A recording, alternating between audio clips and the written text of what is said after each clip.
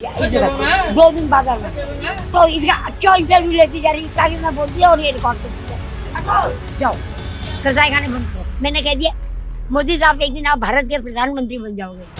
वो बन नमस्कार, आप देख रहे हैं जेबीटी लाइव और मैं हूं आप सभी के साथ कृतिका भटनागर। इस वक्त हम मौजूद हैं पुरानी दिल्ली के चांदनी चौक इलाके में और हम उस महिला की तलाश कर रहे हैं जो आजकल काफ़ी ज़्यादा जो सुर्खियों में बनी हुई है, काफ़ी चर्चा का विषय बनी हुई है। क्यों, क्या खास है उस महिला में? आइए चलिए हम आपको ले चलते हैं, उन्हीं से बात करेंगे। तो लोगों से हम बातचीत करते हुए और उनसे पूछते हुए पहुंच गए हैं चांदनी चौक के गुरुद्वारा शीशगंज साहिब के बिल्कुल ठीक सामने, जहां पर आज हमें हमारी जो वो खास महिला हैं, जो खास शख्सियत हैं, वो मिलेंगी। और लेकिन उनकी कहानी शुरू करने से पहले मैं आपको ये बता दूं कि हर किसी की जो कहानी है वो अलग होती है। आपकी कहानी अलग होगी, मेरी कहानी अलग होगी और हर किसी की कहानी में जो ज़िंदगी है उसमें कई उतार चढ़ाव आते हैं। इन जो ये आज हम जहाँ मौजूद हैं, इन महिला की जो ज़िंदगी है उनमें भी काफ़ी जो उतार चढ़ाव थे वो हमें देखने को मिलेंगे। लेकिन जो संघर्ष इनकी ज़िंदगी में रहा है, जो संघर्ष इनके जीवन में रहा है, जो परेशानियां इन्होंने झेली हैं, कहा जाता है कि ये काफ़ी अमीर घराने से थी और उसके बाद जो ये जिस तरह की जो ज़िंदगी जी रही हैं वो काफ़ी दिलचस्प होगा। काफ़ी सारे आप में से लोग होंगे जिन्हें लगेगा कि ये कहानी जो है वो स्क्रिप्टेड है, लेकिन मैं आपको बता दूँ कि ये स्क्रिप्टेड नहीं है, बिल्कुल सच्ची कहानी है। और क्या है उनकी कहानी, क्यों इनकी कहानी को इतना दिलचस्प बनाती है, तो चलिए जानते हैं उन्हीं की जुबानी, उन्हीं की कहानी और क्यों उनकी जो कहानी है वो उनको इतना दिलचस्प बनाती है, उन्हीं से जानते हैं। हम आपसे बेटिया अप्रैल में मिलेंगे रात में, वहाँ फिर आपसे दिल खोल के बातें करेंगे, दिल से दिल लगाएंगे। अभी आप अप्रैल में कहाँ जाएंगे? हम कहीं व्यवस्था करेंगे कि थोड़ी ठंडी कटने दे, उसके बाद जितना मर्जी है तुम दिलवा लीजिए, रात दिन भाषण दिलवा लीजिए। या कोई क्या मजबूरी है? हमारी मजबूरी है, पढ़ाई जगह पे भाषण नहीं दे सकते। वैसे तो आपने बोला था ना कि आप मतलब यही रहते हो काफी टाइम से। आप हमने आपको बताया ना, लेकिन भाषणबाजी अब शुरू हो गई है। ये तो करती जा रही है और लेक्चर भी लेती जा रही है। आप नाराज हो गई है जो भी आपसे इंटरव्यू? नाराज नहीं है, हमारी मजबूरी समझ तो। मजबूरी क्या है? हमारी मजबूरी, हम पढ़ाई जगह को नहीं घेर सकते हैं। आपकी अपनी जगह कौन सी थी? आप कहाँ से आई? जब मेरा कमरा हो जाएगा ना कि ये थोड़ी ठंडी में काट रही हूँ, ये मेरी मजबूरी है, इसलिए बैठी हूँ। ये जगह कहाँ पे शिफ्ट होंगी?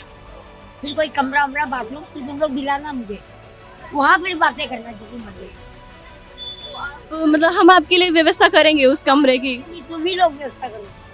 आपने बोला भी था ना आपको एक प्राइवेट खुद का एक अलग से बाथरूम चाहिए। हाँ, उसकी कुछ एक मतलब कोई अहम वजह है, कुछ एक बेसिक रीजन जिसकी वजह से आप वो चाहते? मैं किसी के साथ नहीं पसंद है, मुझे रहना पसंद नहीं है आपको? किसी का छुआ हुआ लेना पसंद, टच नहीं करती। फिर खाना पीना कैसे? क्योंकि अगर कोई दे के जाता होगा कोई, तो फिर कैसे करते ना कोई दे देता है, जैसे तुमने अभी पूछा, कोई दे देता है तो बहुत जरूरी होती है तो मैं अपनी डिस्पोजल गिलास में कहती हूँ ऊपर से डाल देती हूँ। भूख लगती हो? कभी भुजिया वुजिया मंगा लेती हूँ, खोल के रख लेती हूँ, चख लेती हूँ। अभी ठंड का मौसम हो रहा है तो उसमें आप कैसे करोगे? हम बैठे तो हैं कंबल ओढ़ के। और अगर कोई और कुछ दे के जाए तो उसका फिर आप क्या? हम फिर दूसरे को दे दे, हम क्या करें, कहाँ रखें? दूसरे में कहाँ पे आता है? जो भी जरूरत हो या तुमने मेरी हेल्प करी हम तुमको दे देंगे, तुमने मेरा काम किया तुमको दुआ दे देंगे। आपकी दुआ ही हमारे लिए बहुत। बदले में दे देते हैं कुछ नहीं, चाहे पैसे से के दे दें, चाहे शरीर से दें, चाहे दुआ से दें। आपकी एक अहम बदले कुछ नहीं रखते, आपकी सब ऊपर वाले को दे देते हैं। कब से रह? हम तो अभी थोड़े समय से ही रह रहे हैं। पहले कहाँ पे? हम तो ऐसे कभी साधु बने, कभी कुछ बने, कभी कुछ भटक भटक के अब यहाँ पर आ गए। पहले आप कहाँ कहाँ घूम चुकी है? मतलब फ्रेश अगर फिर मुझे रीडिंग राइटिंग करनी है, बुक लिखनी है, तो इन सब के लिए जगह चाहिए। यहाँ ये हटा रही हूँ, वो हटा रही हूँ, फायदा क्या? कहाँ तक पढ़ी? बीकॉम। फिर यहाँ पे आके मतलब बीकॉम कुछ ऊपर वाले का खेल है।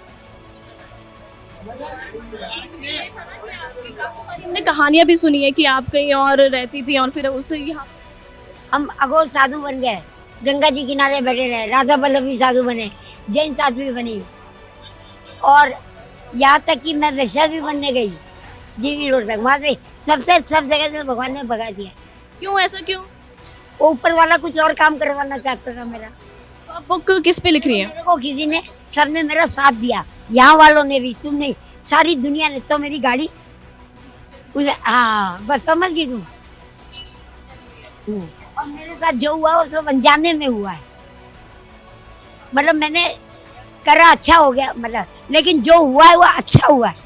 जो होता है वो बोलते हैं। हाँ, अगर नहीं होता तो मुझे ज्ञान नहीं होता। अगर मैं गाड़ियों में घूमती होती, एसी में बैठी शिमला मसूरी, ऊपर वाले ने मुझे घाट घाट का पानी पिला कर मुझे ज्ञान दिया।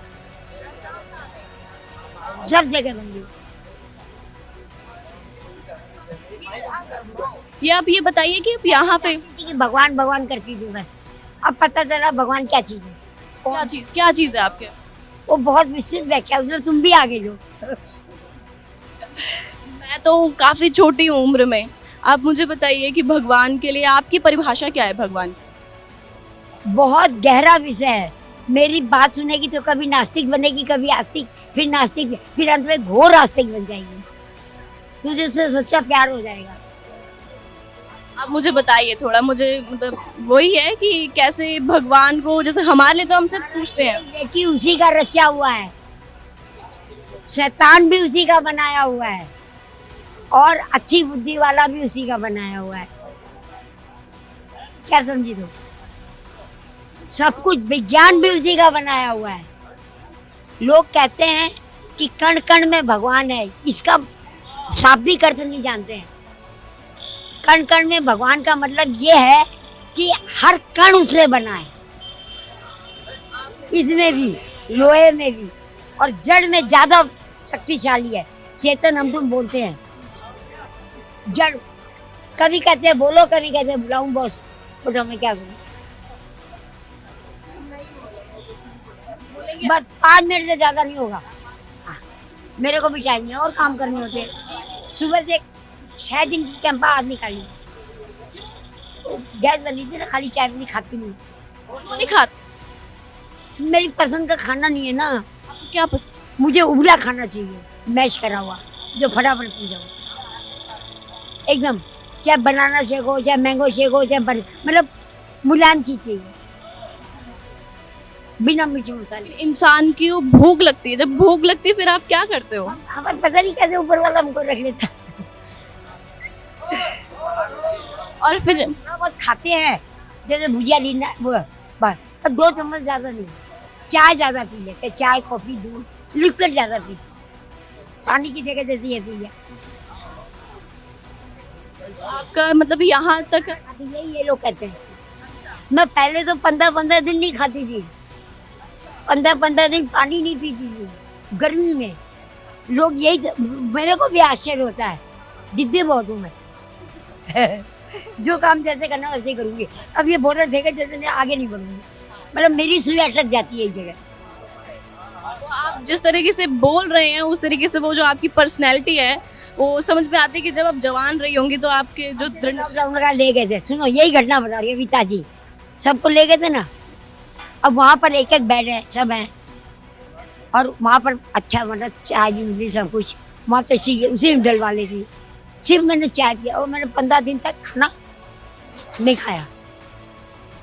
तो वो लोग यहाँ पर पूछना सरदार को, सारे लोग आए ओला में लेकर, बोले हम नहीं रख पाएंगे, मरण अंतर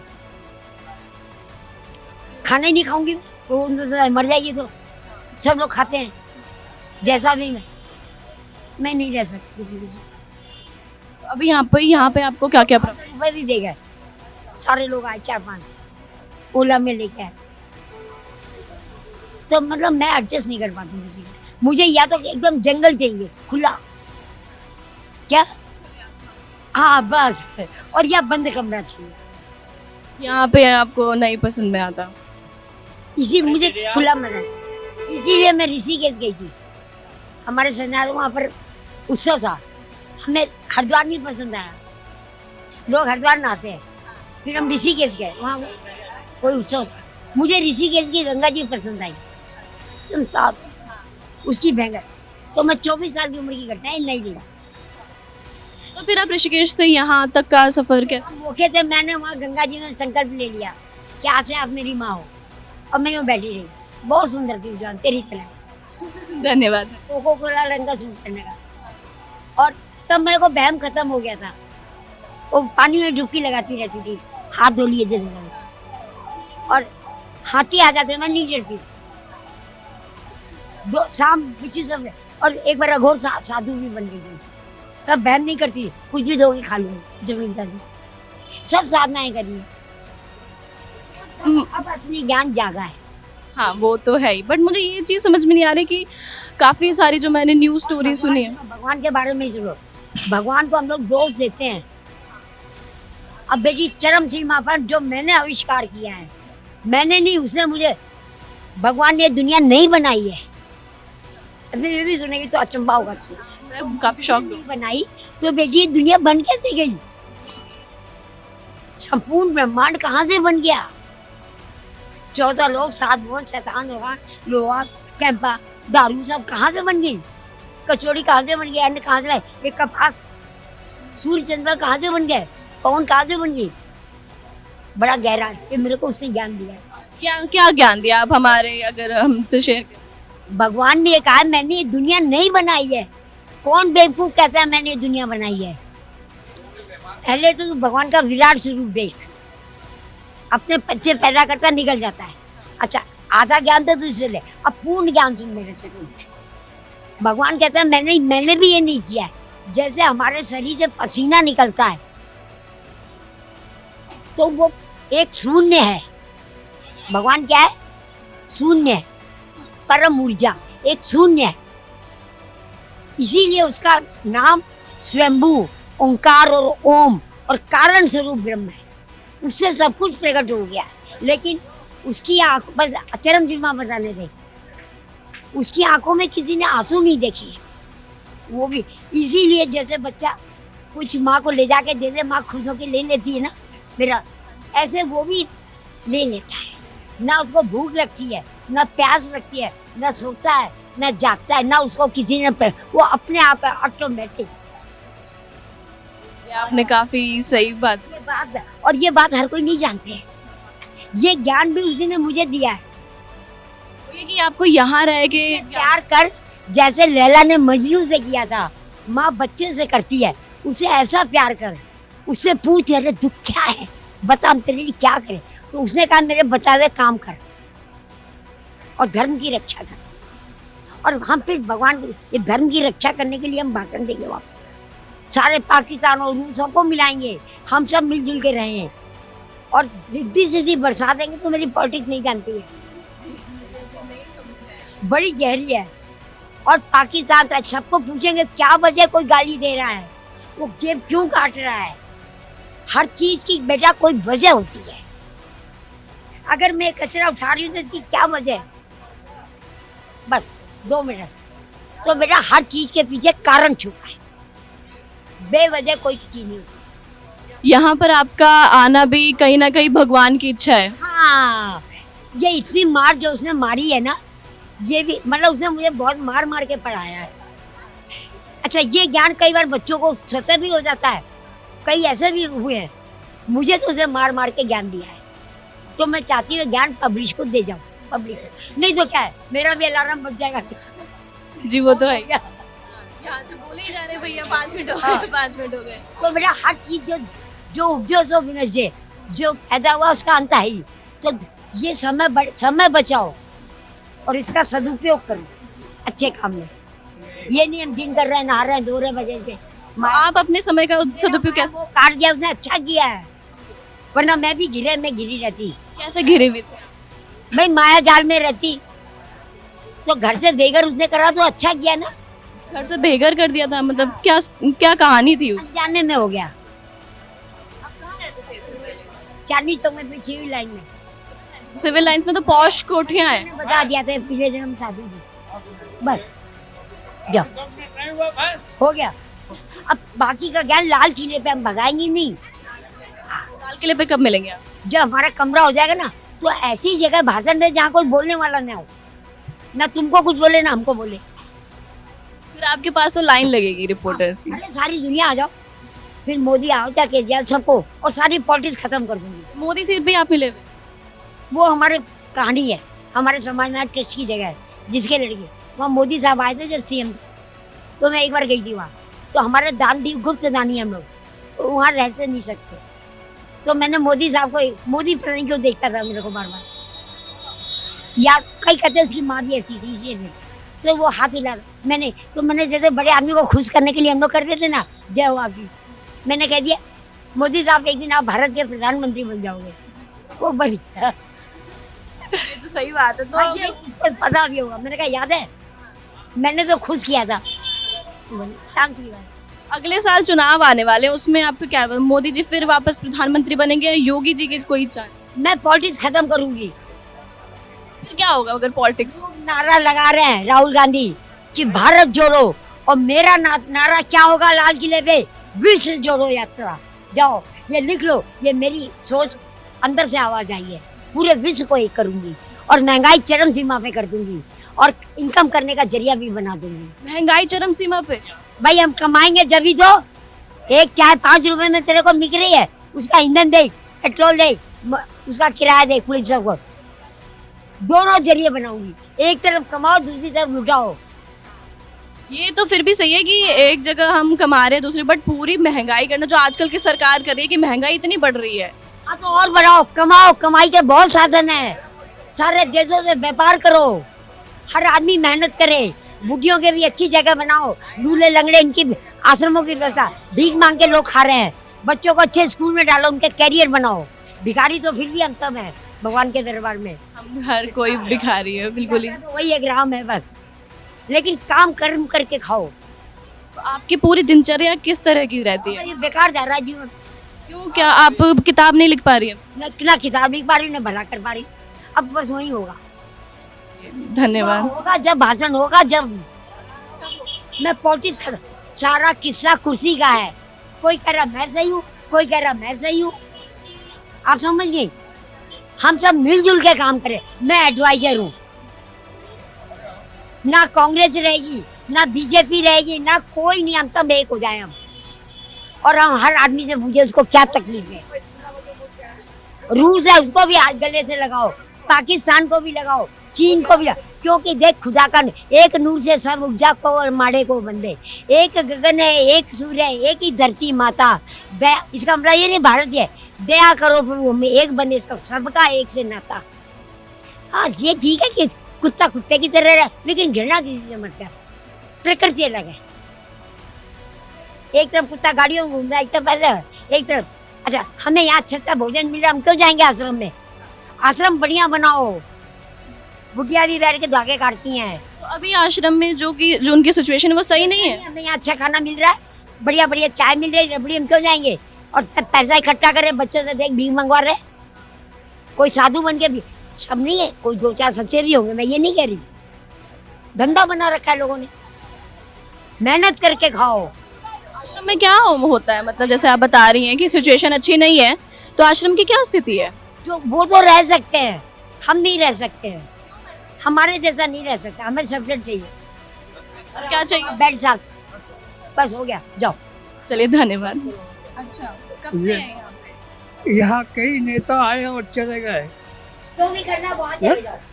उनको क्या मिला? कुछ मिला?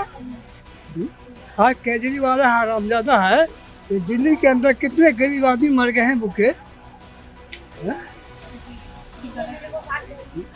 कम से कम आप लोग को ये रिपोर्ट केजरीवाल के ब्लॉक देना चाहिए। आज 2500 रुपया पेंशन जो गरीब को दिया जाता है वो सीधा रिसर्च के टाइम से मिला है। आज तक इतनी मुख्यमंत्री बना है, आज तक इसने एक पैसा भी गरीब को नहीं दिया, ना घर दिया। समझे? ऐसे बेईमानों को तो इस्तीफा दे देना चाहिए। समझे? मैं इनके चलते बोल रहा हूँ, क्यों ये बहुत यहाँ से इनका बहुत दिन से यहाँ पर है। समझे? ज़्यादा नहीं बन भाई, जो यहाँ इसके रहते हुए कई नेता आए और चले गए, लेकिन मिलने भी आए आप? दिया बेचारी है। प्रधानमंत्री का कौन नहीं यहाँ आया, ये जिंदगी आज तक यहाँ पर। यहाँ पे कब से रहे? मैं यहाँ आज मेरा 90 साल हो गया यहाँ दिल्ली में। समझे? आप भी यहीं रहते मैं इसलिए यहाँ आपसे पूछ रहा हूँ कि यहाँ जो भी नेता आया किसी गरीब का वो दुख नहीं देखा। समझे? भूखे मार दिया उन लोगों ने। समझे? आज वो कितने गरीब, दिल्ली के अंदर में जितनी गरीबी है इतनी किसी मुल्क में गरीबी नहीं है। पंजाब के अंदर नहीं है, झारखंड के अंदर नहीं है, ये दिल्ली राजधानी है। यहाँ क्यों इतनी गरीबी है? यहाँ सारे तो अपने लूट रहे हैं ये सब है? तो इससे ज़्यादा और मैं कह नहीं सकता हूँ। केजरीवाल ने यहाँ दिल्ली को बर्बाद कर दिया है। केजरीवाल ने। आप कुछ कहेंगे? हफ्ता दिन हुआ मेरे को काम करते हुए। तो नहीं हो तब से ये कैसे ये खाना नहीं खाती जैसे? ना मैंने तो देख रहा था, खाना खाते हुए देखा नहीं मैंने। कैसे सरवाइव कैसे करता? दूध चाय दूध पीता है, कॉफी पीता है बस। और यहाँ पे इनको कौन ये कॉफी चाय कौन देके जाता है? कोई दुकान से देते हैं, हम भी देते हैं कभी कभी। मतलब फिर इनका जो सुबह का हाइजीन वगैरह होता है, सोना ये यहीं पे सोती है? तो यहीं पे जी जी। अरे कहा गया भाई, जो भी बताया है। मेरा नाम है स्वर्ण सिंह। जी पेपर में आउट कर दीजिएगा। मैं केजरीवाल से बरखलाफ हूँ। जी यहाँ कितने गरीब भूखे मर गए हैं, जी ऐसे ठंड में कितने मरे हैं, किसको क्या दिया है? इसलिए जो पेपर में मेरा विषय का आउट कर दीजिएगा कि स्वर्ण सिंह ने ऐसा बयान दिया। आप यहाँ पे कब से काम? मेरा हो गया 48 की मेरी एज है। उससे मेरे पहले हस्बैंड थे, वो कर रहे थे काम। उसके बाद मैं 2008 में से मैं बैठी हूँ यहाँ पे।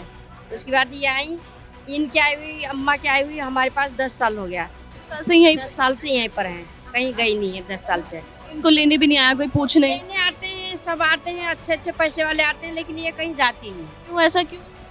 इनको पता नहीं, घर से एलर्जी है। 24 साल की उम्र से इधर उधर भटकी। अब इनसे कोई दुनियादारी से कोई मतलब नहीं है। बहुत से लोग इनके ही जानने वाले यहीं नया बाजार में हैं। इनके ही शादी नया बाजार में हुई थी, खूब करोड़पति घर की, लेकिन इनसे कोई मतलब नहीं है दुनियादारी। इनका हस्बैंड वो मतलब कोई मन मोटा हुआ। 24 साल की उम्र में इनकी 2 बच्चे थे। इन्होंने पता नहीं उनकी कारोबार में कुछ सच्चाई बोल दी होंगी, उनकी छापा वापा पड़ा होगा, उनकी वजह से इनको घर से निकाल दिया। बच्चे ले गए इनके अमेरिका।